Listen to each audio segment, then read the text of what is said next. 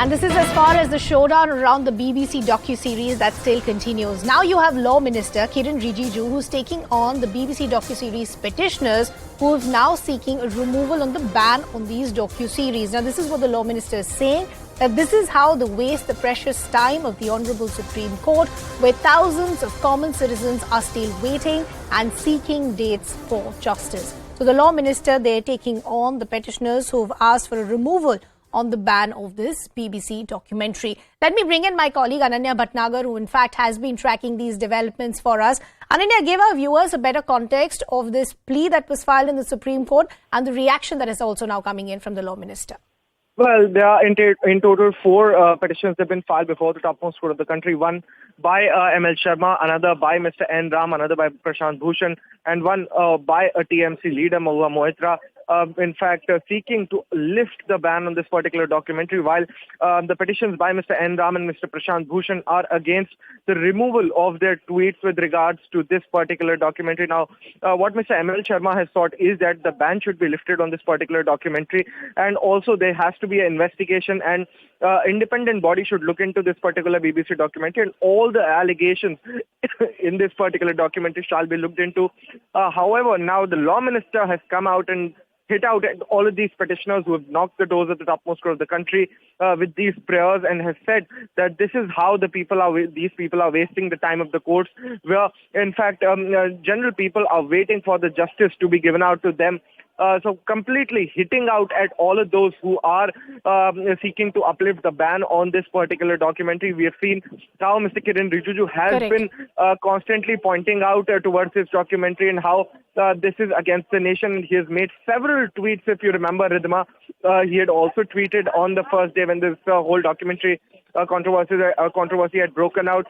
He had said that people have forgotten, are still under the British rule. Some people are under the mindset that they are under the British rule and have forgotten what the Supreme Court had to say or what the law of the land says. But then they are someone who believes in what the Britishers had to say and still do the same. And now again, the Law Minister has come out and clearly stated that, so the Law Minister, they're not mincing any words, saying that hitting out at the various pleas and petitions that have been filed in the Supreme Court, say this is exactly how the time of the Supreme Court is wasted, and this is how citizens continue to wait seeking for justice. Ananya, I'll just request you to stay on with us. I also want to bring in our colleague and political editor Maria Shakil, who's also now joining us on the broadcast. Maria, this entire showdown over the BBC documentaries has of course also resulted into a political war of words. The centre, using the emergency powers of the IT rules of 2021, has various rationales of why they want the blockade to be in place. But despite that, we're seeing a lot of opposition leaders tweeting out links even of part 2.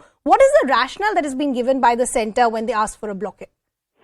Well, the centre is justified in seeking its blockade, and they have gone ahead with doing so, Ridhima, because the highest court of India, which is the Supreme Court, had exonerated Prime Minister Narendra Modi and had said that, the Supreme Court monitored SIT, which is the Special Investigation Team, which carried out investigation for years, had actually, not found out anything about it in terms of the conspiracy or role of the Prime Minister, who was then the Chief Minister of Gujarat.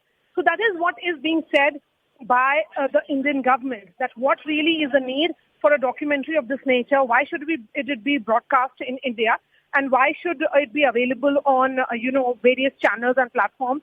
Because if it is factually incorrect and it's based on falsehood, of course it is in the space of politics now. It has led to ideological battle between the right and the left, between SFI and ISA on one hand and ABVP on the other, in the universities of India. So the messaging certainly is that they are looking at points to enter this entire conflict that's happening. But the sad part of the entire argument is, Ridhima, that if the Supreme Court, in its wisdom, had only last year, come up with a judgment which clearly said that the role of various agencies have to be interrogated.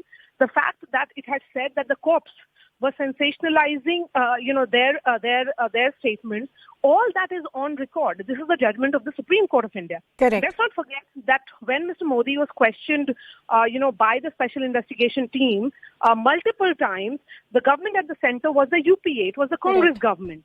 So we have seen how, multiple arguments have been put forth by various lawyers and lawmakers.